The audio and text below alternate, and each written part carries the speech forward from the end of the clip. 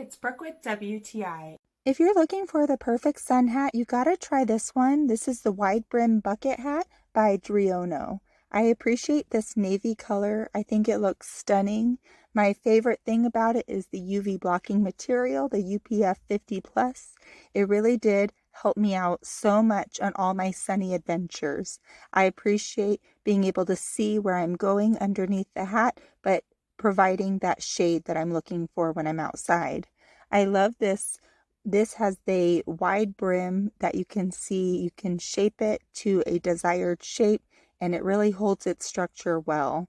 It also has this adjustable strap that you can either tighten it or loosen it, have it hanging on your neck, or tighten it so that if it's a windy day, it holds the hat in place. It has this embedded with semi-rigid material, especially around the brim, which makes it really malleable.